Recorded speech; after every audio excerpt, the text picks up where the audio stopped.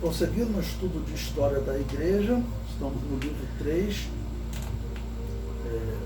vamos ao item 2 do material didático, na página 9, na página 10, e eu vou sempre colocando a data de referência para vocês poderem se localizar. Em História é muito importante essas datas, e para vocês guardarem e convivendo com essas datas, estudando, falando, você vai guardando.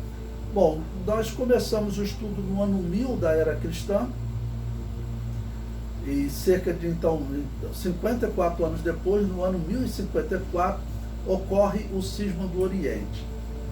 O comentário diz: duas igrejas católicas, também chamadas de Igreja Católica Romana e Igreja Católica Ortodoxa, possuíam muita divergência, inclusive doutrinária.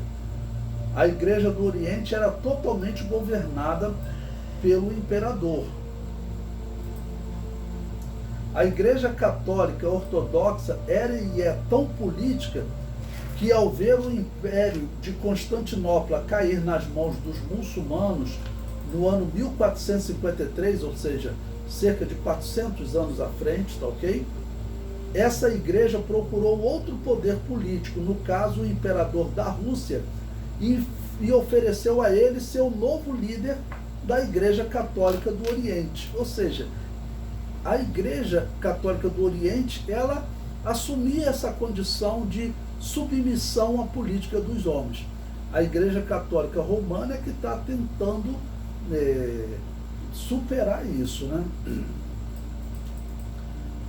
A separação definitiva se deu no ano de 1054 da Era Cristã, mas as pequenas divisões se deram na história. No ano 867, a Igreja do Oriente afirmou não reconhecer mais a supremacia papal. Eu coloquei aí uma citação até do site Infoscola, comentando sobre o cisma. Como eu disse para vocês, em história eu procuro sempre colocar a íntegra de um texto de um historiador para depois nós comentarmos, tá bom? Porque a história é uma questão muito delicada. Se chega um historiador, ele conta a história, aí vem outra pessoa, faz uma interpretação e vai parafrasear, colocar as palavras dele. Aí depois vem outro, aí chega no Levi, a história está totalmente mudada. Então por isso que eu gosto de colocar o texto na íntegra e nós vamos então comentar. Então a citação do artigo no site diz: a crise de autoridade aumentou e a Igreja de Constantinopla deixou de aceitar a autoridade de Roma em 867. Os papas apresentaram exigências que pioraram suas diferenças, principalmente quando Leão IX polemizou entre 1048 e 1054, e os ocidentais se opuseram ao sistema bizantino, segundo o qual a Igreja Oriental se submetia ao chefe secular, o sistema chamado cesaropapismo. O imperador era superior e eleito de Deus para governar a Igreja, também administrar seus conflitos e manter a unidade do Império e da Igreja. Então a Igreja Católica Romana, no princípio, ela também seguia o cesaropapismo. Constantino é que mandava na Igreja. Ele era a ponte máxima, o pontífice máximo, ok? E a Igreja Católica Romana, ela está tentando mudar isso, mas a Igreja Católica Oriental, ela nem pensa em mudar. Ela aceita realmente esse controle. O artigo prossegue. Em 1043, o patriarca Miguel Cerulário assumiu a Igreja Bizantina, que é a Igreja do Oriente, né? Ou Igreja de Constantinopla, e desenvolveu campanhas contra a Igreja Latina, que é a Igreja do Ocidente, a Igreja Católica Romana, que mandou o cardeal Humberto até Constantinopla para solucionar a questão teológica que as diferenciava. O cardeal resolveu excomungar o patriarca do Oriente e toda a Igreja Oriental reagiu e excomungou o Papa Leão IX do Ocidente.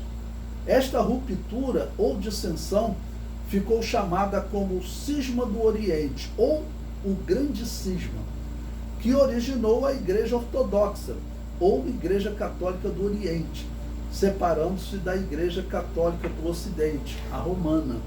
Ok? Então, essa atitude dele excomungar o Papa é interessante, que vai para a história.